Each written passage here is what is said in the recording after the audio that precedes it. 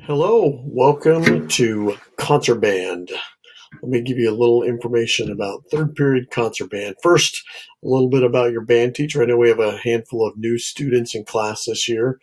Real briefly, you can read this stuff. I'm a product of the Olympia School District. I grew up in Olympia, was in bands in Olympia School District. I've been teaching in the school district since 1994. I've also been a private trumpet instructor, still an active performer in the area. All four of my kids have been involved in music in the Olympia School District. So I try to bring all those angles to my teaching. I've taught fifth grade band. I'm still teaching fifth grade band, so I know what happens before middle school. And then I've taught high school band also, so I know what happens after. The instruction book we're using for band this year is called Tradition of Excellence, Book 3. It's a green book. That's something you can get at one of the local music stores, or you can pick it up online, Amazon.com. It's available, or musicandarts.com. So feel free to look those up. And that's a book we need to have for class. I'll probably start using that in class by the end of September. I think all the kids have this now in class, but we are using a 3-ring binder this year. If you need help getting any of those supplies, please feel free to email and reach out. We can help with that. Our performance uniform, our first performance with a concert band is going to be at the beginning of December, so you got a little time to deal with this. But the performance uniform is a white long sleeve collared shirt or blouse on the top, and then long black pants or long black skirt on the bottom, black socks, black shoes. So if you need any help getting that put together, or if you have any questions about that, please let me know. As you can imagine, there's a very good chance that the uniform, if they were in band last year in 6th grade, the clothes that fit them at the end of June last year may or may not fit in December this year. So better to check that out now, so we have that available for their first concert in December. Here's what we're going to be working on in concert band this year.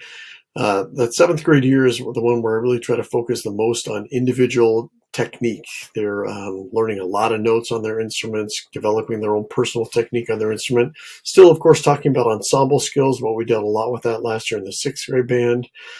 We have concerts this year in December and April and June.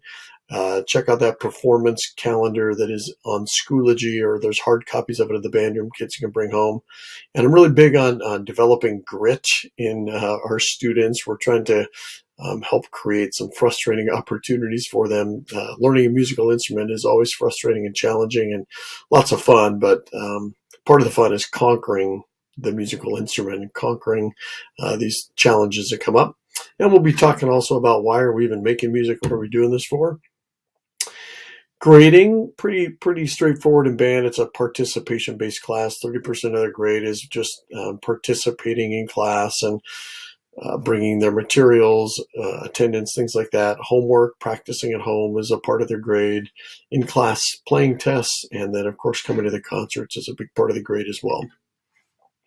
As 7th graders this year, jazz band is available. So that happens before school from 8:15 to 9, most likely on Thursday mornings.